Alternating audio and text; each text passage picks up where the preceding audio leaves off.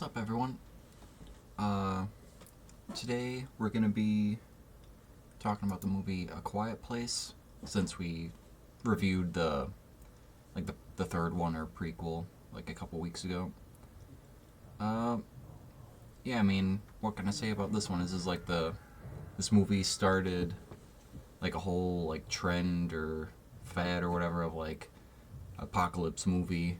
There's a rule that you have to follow, or there's a, or like like certain monsters, like there's something you have to do to avoid them or whatever.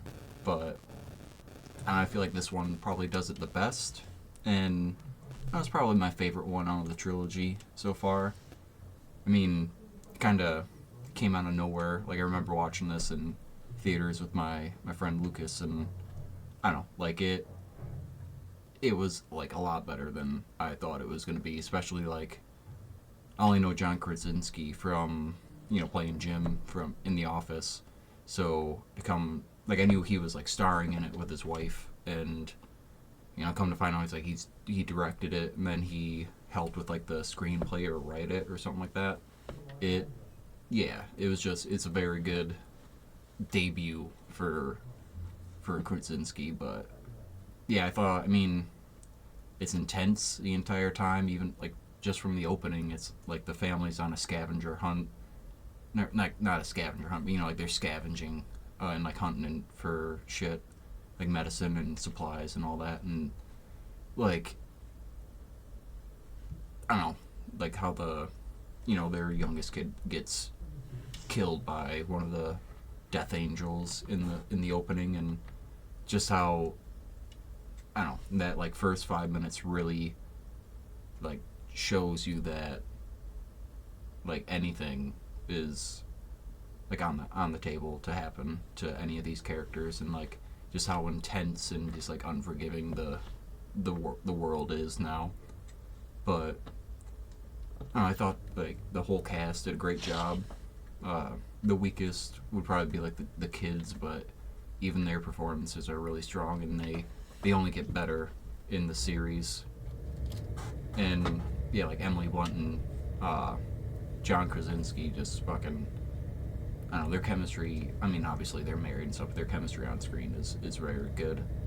And I don't know, just how, I don't know, like the sound design or like the mix of it is just, I don't know, how it accentuates like everything's like quiet, and then like something like a torch or like a lamp gets knocked over during a game of like silent Monopoly, and it's just like, it kind of, it's almost like a jump scare, like how, because like how like quiet the movie is. And I don't know, just, I don't know, it gives like a lot of, I don't know, a lot of significance to when there is sound, like when the characters are talking, or like, when certain people are like yelling and stuff like that. I'm not gonna give anything away, but just because, I mean, it's been 6-7 years since this movie came out, but still, I try not to spoil it. But yeah, just the only like drawback or negative thing I would say about the movie is the design of the monsters. It kind of reminded me, like I said in the day one review, they kind of remind me of like the Demogorgons from Stranger Things. But I mean, they have their differences to where it's good enough.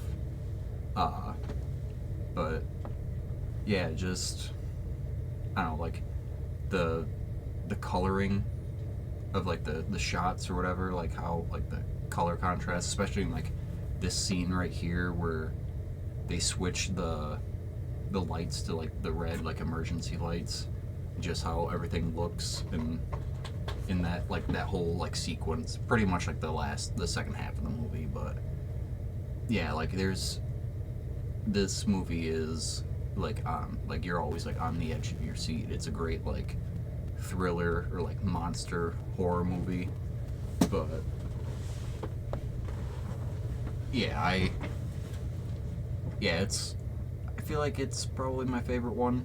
The second one is pretty good as well, but has a totally like I don't know, it has a very different feel than this one. This one's like it's a very small scale, takes place on the farm the entire time, and I don't know. I like how it's like like another aspect of it that just really makes it like stand out and stuff is I mean one of the kids they have has like a hearing impairment, like they're deaf or something, but the entire family is like speaking in sign language, like obviously they do it to communicate with her, but it's also just like a very useful skill to have in this world where it's like rustling a paper or like in the first like 20 minutes there's these raccoons, like just them being raccoons making noises like draws the death angels, and they it's crazy. But I thought it was a very very good movie, um especially for just this I don't know, I think it's nobody really expected it to be this good. I feel like just thinking like, oh, it's just like another it's just gonna be another horror movie, but it turns out like this thing started a whole fucking trend of like types of apocalypse movies, and I mean 3 movies deep and it still has a pretty strong following, and they're very very consistent in quality. But I'm very excited to see like the how part 3 turns out, because I heard that they are making a part 3 that's like a continuation of like Quiet Place, and then Quiet Place part 2 and 3. One thing that kind of sucks is I like John Krasinski as an actor, so the end of this movie is kind of like, shit, like we're not gonna see spoilers, we're not gonna see him in the next one. But I mean, his scene, like his death scene, is very very like strong, and it's a worthy send off. Like the whole conversation with his wife about who are we. Well, I mean, Emily Blunt's saying it to him, but like, who are we if we don't protect our children? Like, who are we if we can't, like, just, like protect our family and like, and survive. And then, I mean, I feel like, honestly, I feel like they could have just like kept going and like walking on the sand and stuff and just get back to the house. But that scene where it's like the kids are in the truck and the death angels like like attacks him and stuff, and he sacrifices himself and finally tell because the entire movie, like after the first kid dies, the relationship between the eldest child, the daughter, and the dad is very like strained, because she thinks that he blames her for his death, and it's just like they never really talk about it. But at the end he like finally like tells her that he never like blamed her, and like he always loved her and all that shit, and then he sacrifices himself. Like it's very reminiscent of like earlier in the movie when that one old guy, like his wife is killed.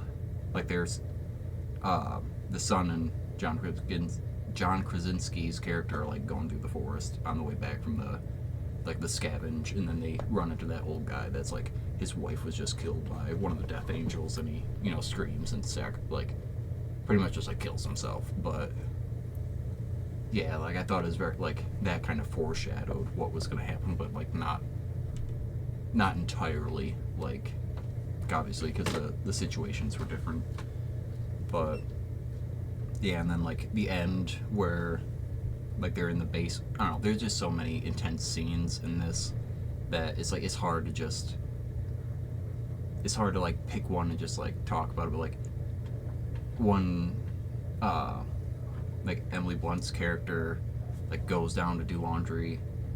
Pretty sure that's when she's doing laundry. It might be when she's like her water breaks, she like goes down and steps on the nail, and like you have to be like a nail like that thick or that long, like going in your foot, and it's like you have to be quiet as you're being hunted by this fucking unstoppable creature. But it was I don't know, and then you have like the scene where underneath the farm is like flooding, and the the baby's like starting to make noise, and she goes to get up, and then like you see one of the creatures is down there, and like it slips into the water, which I did kind of think was a little confusing, because in the second one and in the third one, or the prequel, whatever you want to call it, they can't swim. Like that's one of their weaknesses. They die in water. So I don't know if maybe it's just like because it's so shallow that it didn't really affect it, but that was one of the things on the rewatch that kind of piqued my interest. Like, oh, I wonder why, maybe they didn't think of it so that, that advanced or far ahead or whatever. But yeah, I mean, the whole scene with like her giving birth in the tub, like the way it's like shot down, it's like you see her legs and like the blood just like trickling down, and then it pans up to her, and then you see like the shadow of the Death Angel coming up the stairs. Like I don't know, there's just like so many good shots, and the way that they use like sound and just like, or like the colors of like red and yeah, I would think it's mostly red that they use, but it's just, very well made. Uh, Again, like, yeah, I remember when I watched it, I wanted to go into the theater again and watch it like a couple days later, which I'm usually not like that. There's only been, I think in my lifetime, 2 movies that I've done that with, and it was like, is Furiosa.